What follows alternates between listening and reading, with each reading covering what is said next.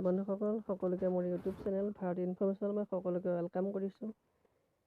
তো আজি আমি কথা পাতিম কাহ আৰু কফৰ সমস্যাৰ বিষয়ে।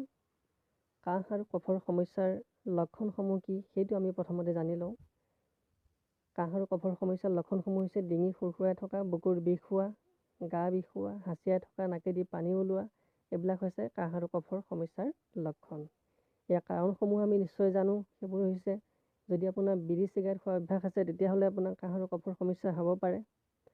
কৰ্কট যক্ষ্মা ৰোগৰ যদি কিবা আপোনাৰ বীজাণু দেহত প্ৰৱেশ কৰি আছে তেতিয়া আপোনাৰ কাহ আৰু কফৰ সমস্যা হ'ব পাৰে। ষ্টাফিলোকাছ, ইনফ্লুৱেঞ্জা, ষ্টেপকোকাছ ৰোগৰ যদি কিবা বীজাণু আমাৰ দেহত আছে তেতিয়াহ'লে আমাৰ কাহ আৰু কফৰ সমস্যা হ'ব পাৰে। আৰু কেতিয়াবা বতৰ সলনি হ'লেও কাহ আৰু কফৰ সমস্যা হ'ব পাৰে। এতিয়া আমি জানো আহক এই কাহ আৰু কফৰ সমস্যাক আমি কেনেকৈ ঘৰুৱা বা আয়ুৰ্বেদিক পদ্ধতিৰে বা ঘৰুৱা দিহাৰে আমি কেনেকৈ মষিমূৰ কৰিব পাৰিম। তো আহক আজি এই ভিডিঅ'টো আমি খুব সুন্দৰকৈ চাওঁ আমি কেনেকৈ কাহ আৰু কফৰ সমস্যাৰ পৰা পৰিত্ৰাণ পাব পাৰিম।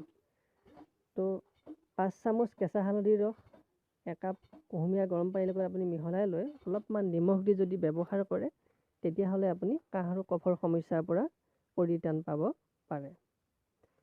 4-5টামান বাদাম যদি আপুনি মুখত চুবাই ৰাখে তেতিয়াহ'লে আপোনাৰ কাহ আৰু কফৰ সমস্যা নাইকিয়া হ'ব পাৰে।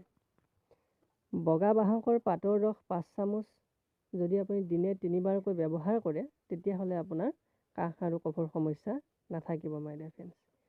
তৰুৱা কদমৰ পাতৰ ৰস 50 গ্ৰাম আৰু 5 গ্ৰাম চেনি আৰু 2 চামুচ পানীৰ লগত যদি আপুনি মিহলাই খায় তেতিয়াও আপোনাৰ কাহ আৰু কফৰ সমস্যা নাইকিয়া হ'ব মাই ডিয়াৰ ফ্ৰেণ্ডছ।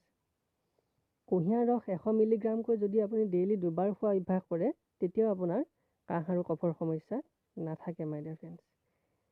মাটি কঁঠালৰ ৰস 20 টোপালমান আপুনি লৈ লওক আৰু নহৰু ৰস অলপ লওক।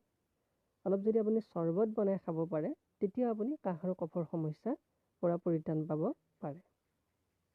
পুৰণি কাহৰ ক্ষেত্ৰত 2 চামুচ মৌৰ লগত যদি আপুনি হালধিৰ ৰস মিহলাই খাব পাৰে তেতিয়াও আপোনাৰ কাহ আৰু কফৰ সমস্যা নাইকিয়া হ'ব মাই ডিয়াৰ ফ্ৰেণ্ডছ। আৰু আমি সকলোৱে জানো যে মৌৰ লগত যদি আমি তুলসী খাওঁ তেতিয়াও আমাৰ কাহ আৰু কফৰ সমস্যা নাথাকে মাই ডিয়াৰ ফ্ৰেণ্ডছ। তো আশা কৰোঁ আপোনালোকে এই ভিডিঅ'টো খুব সুন্দৰকৈ চাইছে আৰু খুব ভাল পাইছে। তো এতিয়া আমি কথা পাতিম এটা খুব সুন্দৰ এটা মেডিচিন হয়, সেইটো মই টেষ্ট কৰিছোঁ আৰু মই সেইটো ইউজ কৰোঁ। তো আশা কৰোঁ যদি আপোনালোকে ইউজ কৰে আপোনালোকে ভাল পাব। আৰু সেইটো হৈছে আয়ুষ প্ৰিমিয়াম চাৰ্টিফিকেট থকা ভাৰতবৰ্ষৰ মিনিষ্ট্ৰি অফ আয়ুষে চাৰ্টিফিকেট দিয়া এটা মেডিচিন হয়। যেনেকুৱা আপোনাৰ কাহে নাথাকক কিয়, শুকান কাহ, সুৰসুৰাই থকা কাহ, এলাৰ্জি কাহ, যেনেকুৱা বা যিমান দিনৰ পুৰণা কাহে আপোনাৰ নহওক, যেনেকুৱা সমস্যাই আপোনাৰ কাহৰ নাথাকক সেই গোটেইবিলাক সি মষিমূৰ কৰিব পাৰে। সেই দৰৱটোৰ নাম হৈছে এলিমেণ্টছ ৱেলনেছ ব্ৰেণ্ডৰ কফনিল চিৰাপ। তো এই চিৰাপটো যদি আপুনি ব্যৱহাৰ কৰে আপুনি কফৰ পৰা ৰিলিফ পাব পাৰে মাই ডিয়াৰ ফ্ৰেণ্ডছ।